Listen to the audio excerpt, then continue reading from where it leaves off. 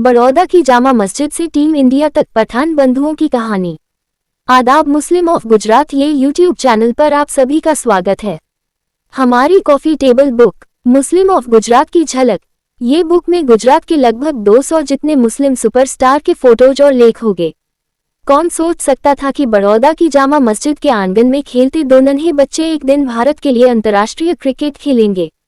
मस्जिद के मुअज्जिन महबूब खान ने भले ही कभी ऐसा सपना न देखा हो, लेकिन नियति ने उनके उस अनकहे ख्वाब को भी साकार कर दिया। यह कोई चमत्कार नहीं था, न ही किसी सिफारिश का असर। ये सिर्फ और सिर्फ मेहनत, लगन और प्रतिभा की जीत थी। इरफान और यूसुफ पठान, दो नाम जो आज सिर्फ बड़ौदा ही नहीं, पूरे भारत के लिए गर्व का विषय हैं। इन दोनों भाइयों की क्रिकेट यात्रा की शुरुआत मस्जिद के प्रांगण से हुई। वहीं से उन्हें क्रिकेट की पहली सीख मिली। इस सफर में उनके मार्गदर्शक बने मेहदी शेख, जो खुद बड़ौदा के पूर्व रणजी खिलाड़ी और एक समर्पित कोच रहे हैं। मेहदी शेख ने दोनों भाइयों की प्रतिभा को पहचाना और उन्हें निखारने में कोई कसर नहीं छोड़ी। शुरुआत में कोच का ध्यान यूसुफ पर ज्यादा था। उन्होंने हमेशा ये कल्पना की थी कि एक दिन यूसुफ घरेलू क्रिकेट में चमकेंगे, लेकिन किस्मत ने पहले छोटे भाई इरफान को मौका दिया। उन्होंने जूनियर इंडिया में जगह बनाई, पाकिस्तान के दौरे पर शानदार प्रदर्शन किया और फिर सीनियर टीम में भी जगह बना ली। इस बीच यूसुफ ने हार नहीं मानी। उन्होंने अपने खेल के हर पहलू में सुधार किया, गेंदबाजी, बल्लेबाजी और फील्डिंग, और खुद को साबित किया। अंततः उन्हें भी टीम इंडिया में जगह मिली। वह दिन जब दोनों भाई एक साथ भारत की जर्सी में मैदान पर उतरे, वह सिर्फ उनके परिवार के लिए नहीं, बल्कि पूरे बड़ौदा के लिए गर्व का क्षण था। पिता महबूब खान की आंखों में खुशी के आंसू थे। उनके दोनों बेटे अब देश का नाम रोशन कर रहे थे। कोच मेहदी शेख की मेहनत भी रंग लाई थी। उनके दो शिष्य आज उस मुकाम पर थे जहां पहुंचने का सपना न जाने कितनों का अधूरा रह जाता है। इरफान और यूसुफ पठान की यह कहानी हमें ये सिखाती है कि चाहे शुरुआत कितनी भी साधारण क्यों न हो, अगर इरादे मजबूत हों और मेहनत में सच्चाई हो तो मंजिल जरूर मिलती है।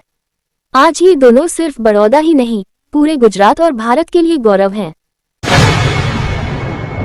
जब सत्य की हार हुई, ज़किया जाफरी, एक स्त्री जो 2002 के सांप्रदायिक तूफान में मुस्लिम पीड़ितों को न्याय दिलाने की लड़ाई निचली अदालत से लेकर सुप्रीम कोर्ट तक अकेले लड़ती रहीं। 1 फरवरी 2025 की सुबह देश ने एक ऐसी आवाज खो दी जो 2 दशकों तक अन्याय के खिलाफ डटकर खड़ी रही। ज़किया जाफरी, उम्र 86 साल, लेकिन हौसला एक योद्धा जैसा। वो अकेली थीं। उनके पति एहसान जाफरी, कांग्रेस के पूर्व सांसद, 2002 के गुलबर्ग सोसाइटी नरसंहार में 68 अन्य लोगों के साथ जिंदा जला दिए गए थे। पर ज़किया सिर्फ एक विधवा नहीं बनी, वो एक सवाल बन गईं। जब सब कुछ देखा और सुना गया तो न्याय क्यों नहीं हुआ? गुजरात दंगों के बाद उन्होंने हार नहीं मानी। 2006 से न्यायपालिका की दहलीज पर सालों गुजार दिए। उनका विश्वास कभी नहीं डगमगाया। उन्होंने सुप्रीम कोर्ट को मजबूर किया कि वह दंगों की दोबारा जांच के लिए एसआईटी गठित करे।